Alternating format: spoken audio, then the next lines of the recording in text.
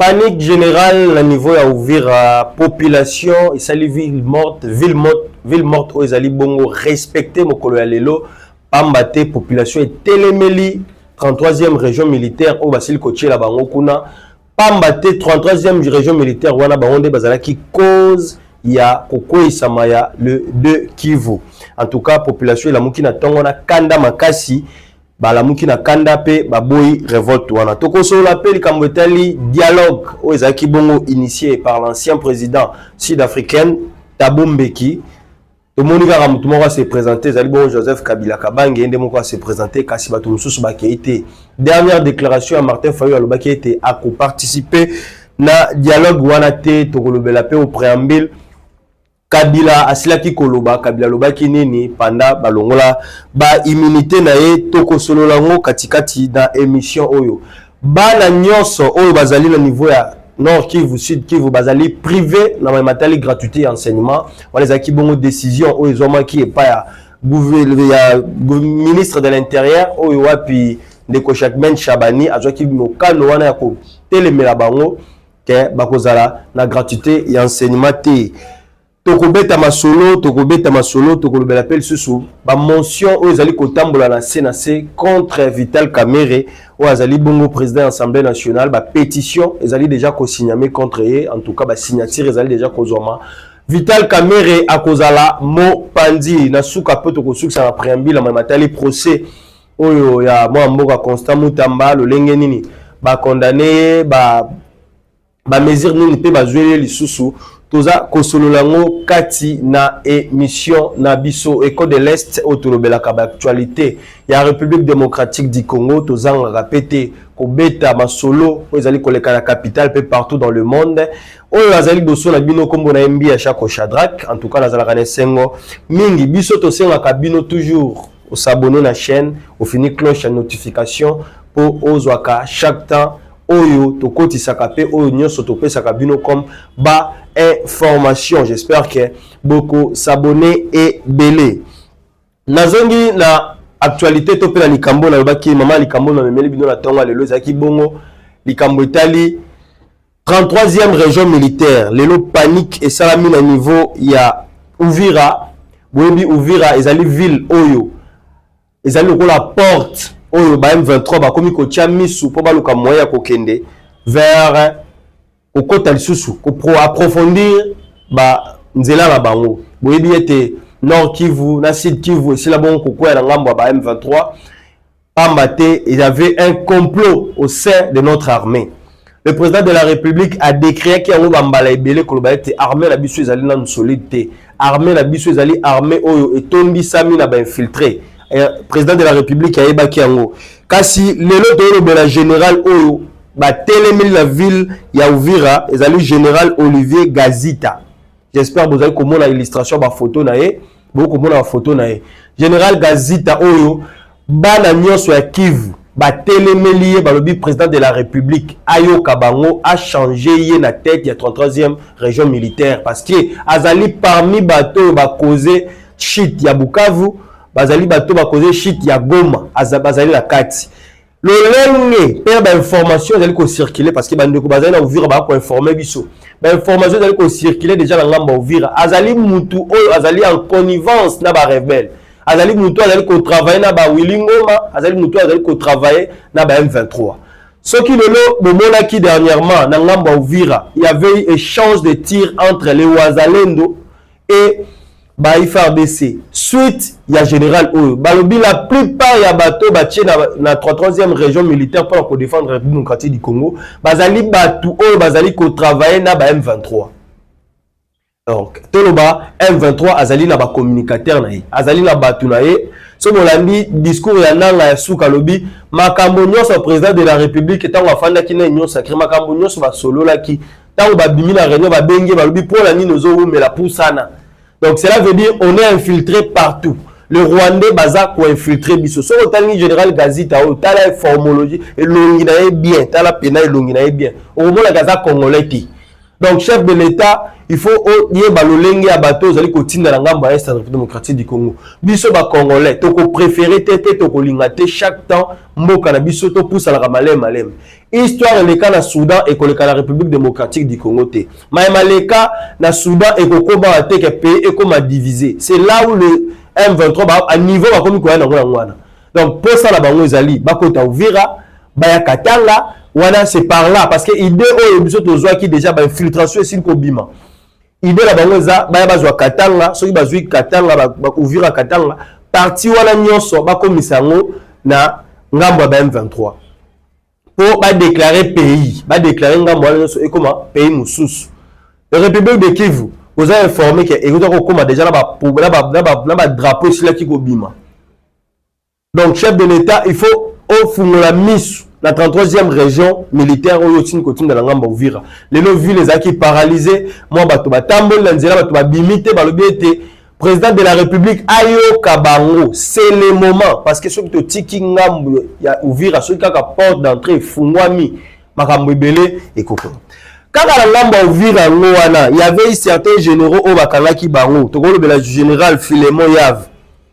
Na général Kotazo on va qui bon rappeler à la Kinshasa depuis baya awa bakangama suite ezala raté mais général oyo ba côté le mela général Olivier Gazita beaucoup monde j'espère dans bilili Olivier Gazita oyo azali bel et bien un étranger ou a ko espionner ba FARDC ou alata sokoto RDC kasi azali ko travailler pour la rebelle azali wala pour infiltrer l'information ko pesa l'information na ngambu ya ba M23. Donc chef de l'État faut ça l'effort ya côté les mela et idée oyo ba jali na ngo parce que population moi ont rêvé à lire où vont les choses à lire où makambo kende Ouvira et quoi kokwea ta la condition de vie bande ko na biso bazana ngona Est République démocratique du Congo niveau bazali ko souffrir ta la bande ko degré bazali ko souffrir na ngamba Est République démocratique du Congo bazali bongo ko souffrir.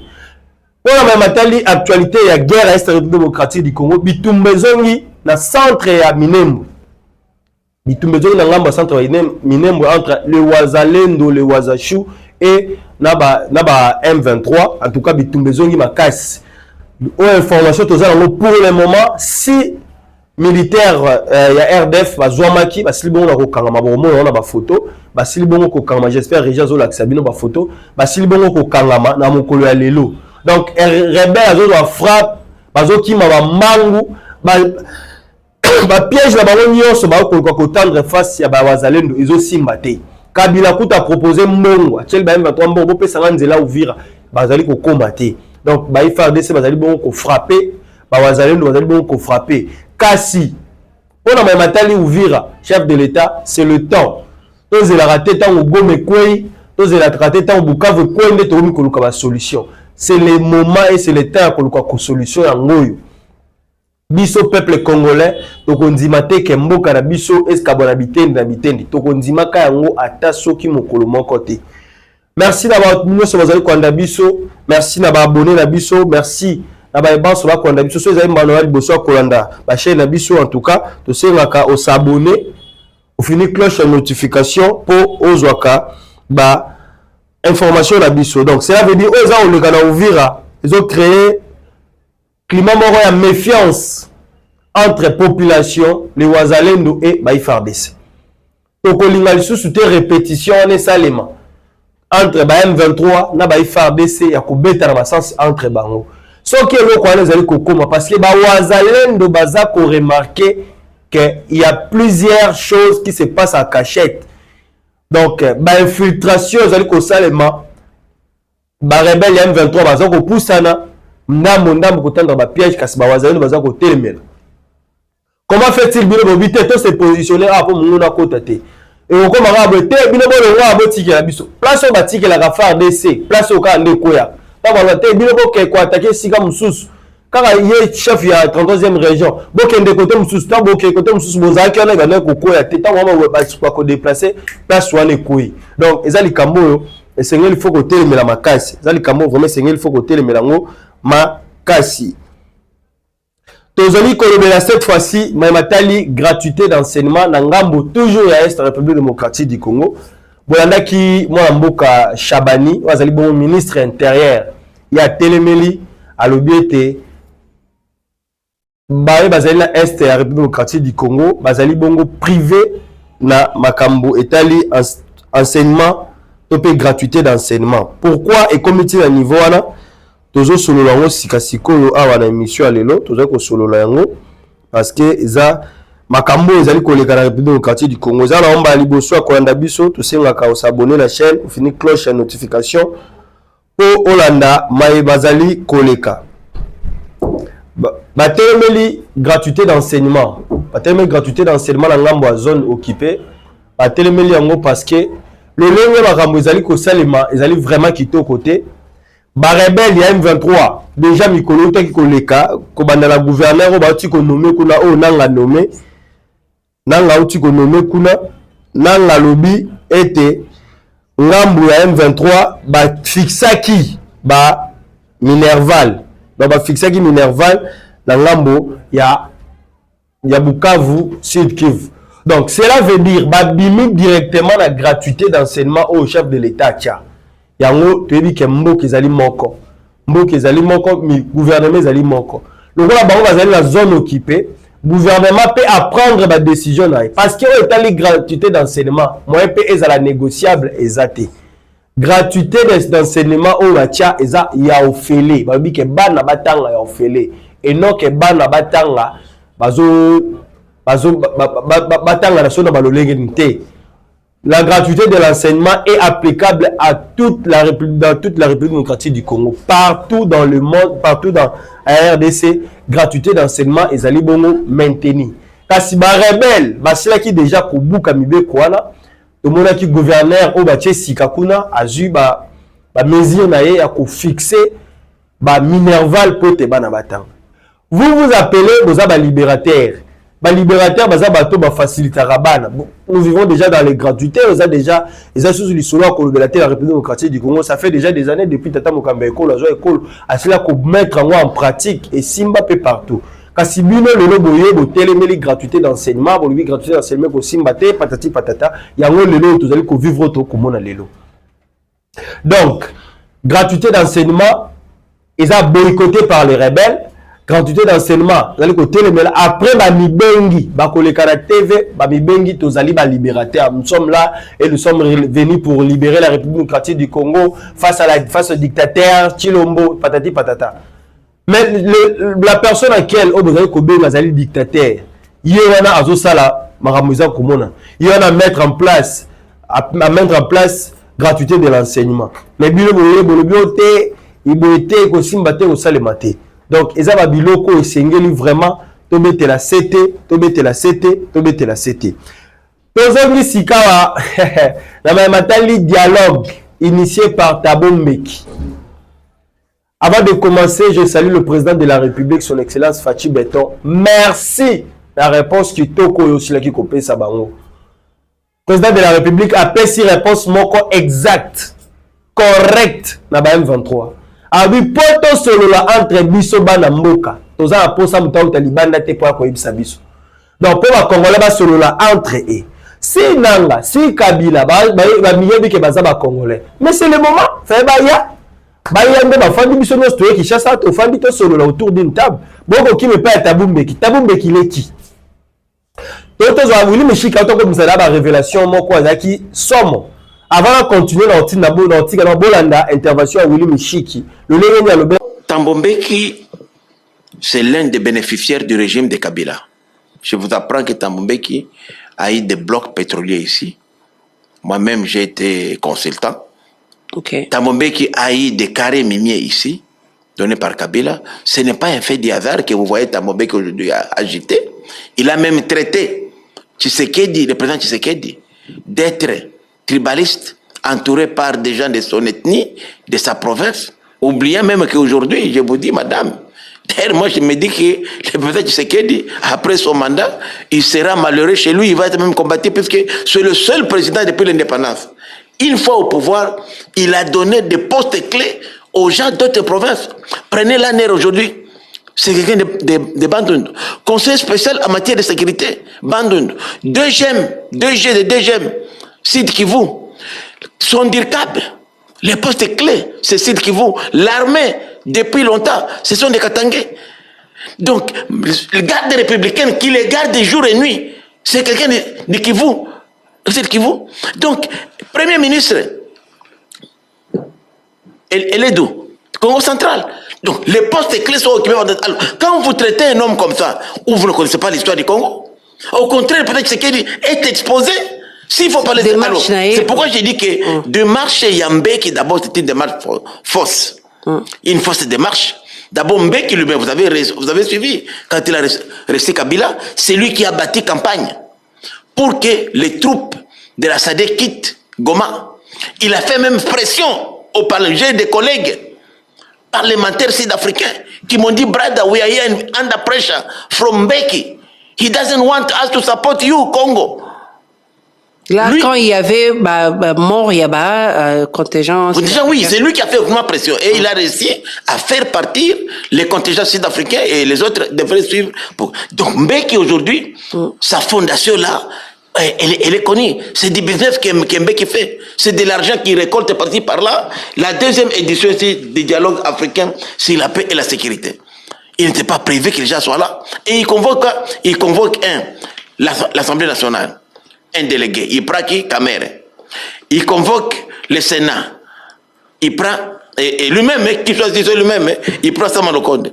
Il convoque le cabinet du président de la République. Il prend le conseil spécial en matière de sécurité, Tabombek. Il convoque l'opposition armée.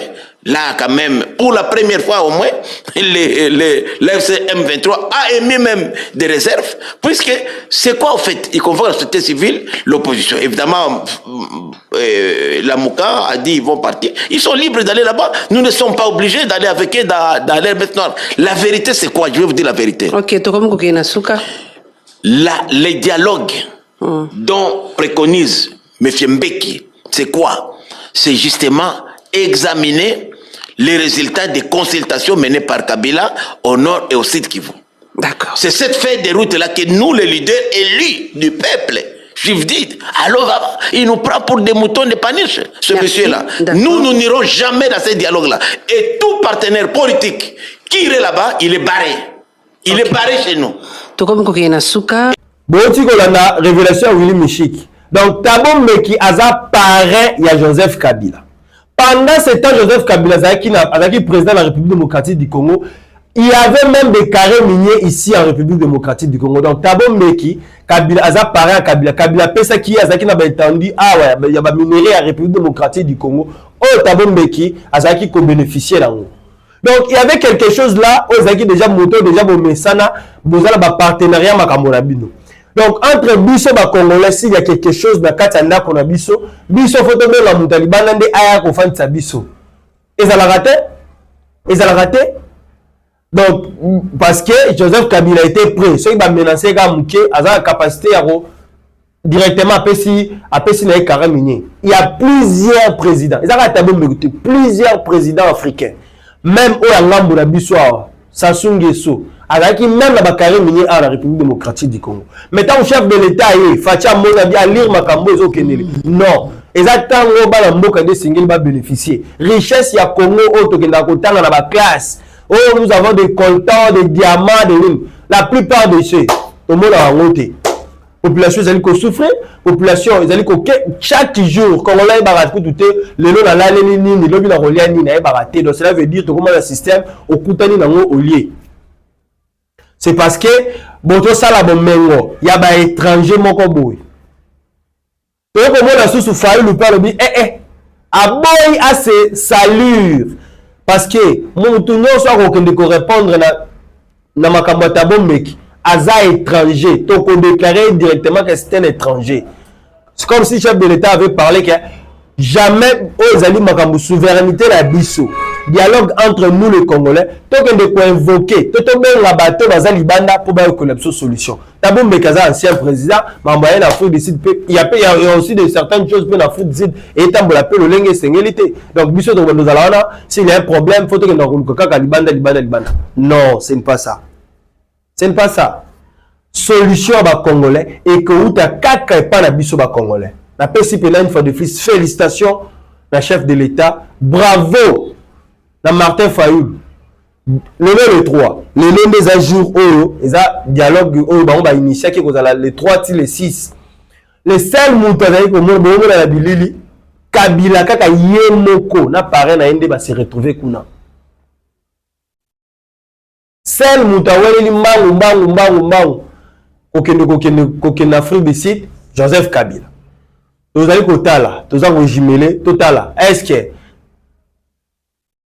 Katumbi akokita Afrique du Sud est-ce que ba opposant mususu bakokita Afrique du Sud toko zonga susu pour la informer bino mais pour moi na lo ba déjà échec il y a les copains entre Thabo Mbeki na Joseph Kabila échec comme chef de l'État donc si chef de l'État chef de l'État qui ne se prononcer chef de l'État qui ne assister à dialogue entre avec les rebelles et ça passe vraiment et ça passe na matali processus ya Doha matali processus ya Doha matali processus ya États-Unis d'Amérique match est bien dernièrement on a vu ça Poutine rencontre ya Poutine na Trump et créer panique dans l'ambo ya ba rebelle. Pourquoi créer panique? Parce que Poutine malgré azaki peut soutenir la République démocratique du Congo même pas à 100%, Poutine même otagira ka Europe. Na ba kamna nyonso ba biloko na bango nyonso ko défendre.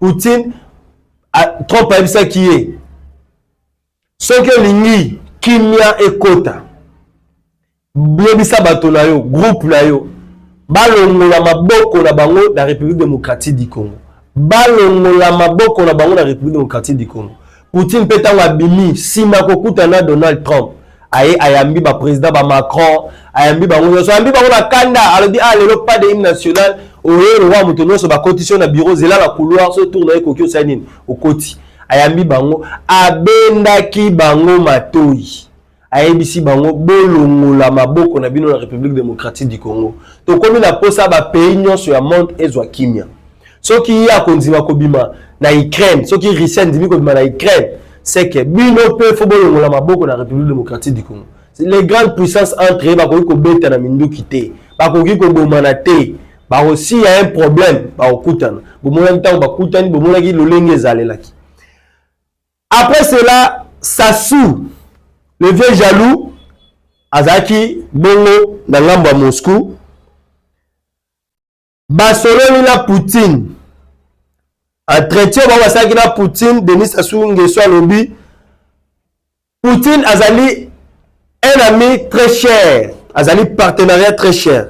Quand il a rencontré la Bango, Basengi coopération et à la paix climat, ya kimia ezala na Afrique mobimba ba soloni pe makambo ya République démocratique du Congo le vieux jaloux malgré tout Denis Sassou Nguesso malgré tout ce qu'il fait azala rappel contre la République démocratique du Congo ça rappelle makambo susu na CCCC contre la République démocratique du Congo mais ezali alerte dans ma président Ngoso bazali na Centrafrique ko la sabawete il est temps de quitter la République démocratique du Congo. Biso to bangela nanga te o nanga ko ko sala lelo azana battement bazana simanae mais tant batwana ba opesa mu Congo nanga ne rien nanga zelo côté donc nanga za posa les deux qui sont le comme pays pour que Joseph Kabila aille refan c'est ça erreur o bata pepe ndo bazaki na banda kala pendant Kabila zaki na pouvoir bio ozo espoir la bino nyoso botie pa ya mutu moko. Pendant ce temps, on prépare mutu sous-souté que ce qui le loyer pe mandat l'été si laka. Ta ekokaka. Ta ekoki, pour nous luka yote. Mais vous êtes nombreux, batu bazale belé. Pour un limité bon kaka mutu moko Kabila. Ça soit autant que yamba Joseph Kabila. Ba sololi, mais solution ezo miti. Eza pasi. Merci na ba soba ko biso. Merci Nabino. Vous avez belé. En tout cas, biso peut on a toujours là pour informer bino to zonga ka chaque fois. Pour ko laksa bino ni les ali ko le Canada République démocratique du Congo. Ya mbete là kende na procès ya Constant Mutamba na lobela déjà ba pétition aux ali ko salema na ngambo ya Assemblée nationale. contre Papa Tito. Vital Kamerhe Oazali, président de l'Assemblée nationale. Suite à ma dernière déclaration, suite à Bilobelo a commis dans ces derniers temps contre l'union sacrée, Major toujours participer. Tant on a le baquet, Maramunio Sabosoro Lakuna après Renaud Bako Sala. Suspect Bazali déjà. Inutile de le comme là-bas. Et ça, le bateau baza en connivence là, baza à la République démocratique du Congo. Bavier jaloux ba réalité. Vous saluez tout Moutamba Kouei. Mais vous allez continuer que ça la maman la CC pour le chef de l'État. Beaucoup à la puni, beaucoup à la contribuer dans ma propre piège na binomoko.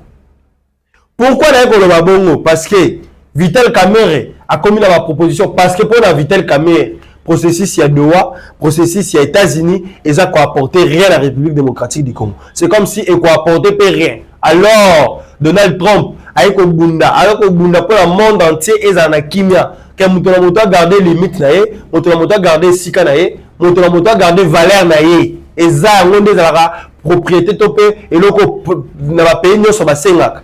Cela veut dire tous se respecter entre biso ba voisins, tous à la limite na biso, tous ba moto qui n'est pas monunga ti ata 1 mètre ya monunga moto à côté. Mais la RDC est attaquée, ça fait des décennies. Mais bino boko va toujours qui on proposer biso triangle là. Et simbate les okoluka toujours na balolenge belé et on sala makambo ete kimia ezalate la République démocratique du Congo.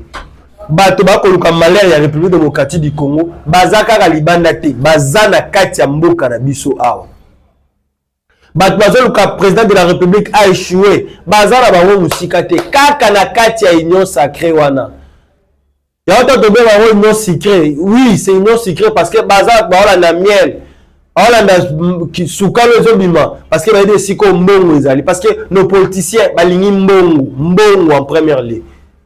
Balingi mbongo, balingi te que chef de l'État azala épanoui, peuple azala épanoui. Il y a une autre génération en génération to ko mona passe. Batmasisi ba kelasi, batmazu ba diplôme ba licence chaque année la République démocratique du Congo bimisaka milliers ya ba licenciés, ya ba docteur, ya ba graduat, ba diplôme d'état kolobate. Mais tant que dans silisi classe pour ça les alités parce que il y a des vieux au ba fanda ba bisika balingi mututé aya ko ba place na bango ba vieux loup place ba fanda balingi te muto aya ko azo pe retraite a paiement mutu mususpect to pe ba jeune ba kota. C'est ça ce que nous vivons dans notre classe politique mo za bafoué na mama be implicité mama be ne ba ebi ko bo mabat ko sa ba be po bango batika la kaka la place soir. Kalate, peuple déjà comme Kolamuka. Peuple azali Kolamuka. Peuple azali Kolamuka. Marambo ko changer. Tout ce qui ça na likambetali procès ya mboka Constant Mutamba. Mboka Constant Mutamba akangamaki depuis mokola lobby Alexa qui alala ki tope nuit na ya liboso l'inspection générale ya la police en attendant balukela résidence au Yakofanda. Topé ce qui doit changer te à cause de la résidence mais à cause de la résidence surveillée. Tu pas cause de la résidence surveillée, ça veut dire tu es libre dans chez toi mais moi on sala va déplacement exacté moi il y a mamoussou exacté donc tu dois rester là chez toi. Meko Mutamba a eu sanction parce que la sanction moi ça lourd pena la sanction complémentaire interdiction d'exercer son droit de vote et son éligibilité pour une durée de 5 ans après exécution de sa peine. Donc, Toloba, Nego Mutamba a voté pendant 3 ans. Mais après c'est 5 ans. A exécuté ma matali fonction il y a politique te a voté te a salma kamabote. Tebi ndenge bandaka, tebi pendenge sukilaka. Histoire où la justice na biso eza malade, toko décrier, toko lobela. Toko tika ko lobela ngote parce que makambo za ko kende mabe. Ya mibale, moi mboka Constant Mutamba aza interdit à accéder à la fonction nyonso. Où ezali ya l'État. Que jamais azala nommé le roi ministre, azala nommé na place le roi ta gouverneur, ta bourgmestre, moi ba nommé moi Constant Mutamba. Privation de droit à la condamnation conditionnelle, à la libération conditionnelle et à la réhabilitation. Donc pour la bango, Constant Mutamba bakoki ko libérer té, bakoki ko ça les droits de réponse té, bakoki pe ko acquitter té, parce que l'ordonnance présidentielle to penine. Te bimboko bamsu bakatela ba 20 ans. Et ko kapete ba libanda ba konto ko exercer ba pouvoir. Tout est possible. Roi bakilo ba mikolo, tout est maîtrisable. Biso peut maîtriser le gouvernement. Peuple congolais a télémi, peuple congolais a côté là. Pourquoi batuka ko ba koluka qui me côté na RDC? Bato ba koluka développement RDC. C'est ça bato biso ba papa na biso to pe ba kondi na biso ba lingi ba ngoti. Bato ba côté le limpidicité, bato ba côté le melete mboke comme la kimia mboke avancé. Bango ba lingi ba ngoti. Balu manuka to continuer la corruption sur corruption, corruption sur corruption. Mongo a ibité. Ezapeo ba déplacer qui ont se peine que na compte Constant Mutamba. Ezate. Mongo eza déjà na ba compte na biso, eza na compte ya l'état et déplacer té. Mais pourquoi ba décision moko eza acharnement, ba décision moko ya mabe contre moi na bato. Kala tête au côté de la bino. Papa tito tango ngano ko ko libanda. Peuple pas robima. On va poursuivre bino. Tout se paye ici bas. Mandé silaka, bokondi pe silaka. Et là on est là aux aranango marango. Na boy na sumuka pour na okoma suso outrage contre non. Bozaki belé à kwanda biso, ma chaîne na bino. Bozala toujours wana pour porter biso ba correction, pour pesa biso pe ba information parce que place nyonso yo zwami na ngambo ya République démocratique du Congo na ba pays africains, ba bazana Europe, na Asie, na Amérique, bo pesa biso ba information congolais na ngambo nyonso zala lisu likolo ya lisu. Yeba nani ozali ko solola nae, nani ozali ko partager na masolo ya Congo, est-ce que alingi Congo to alingaka Congo te? Tu dois tout le savoir. Merci l'équipe technique et dakinga ko koma liboso na bino. Merci na bandeko banso. Ngai na bino tozui rendez-vous mbalasima pe na émission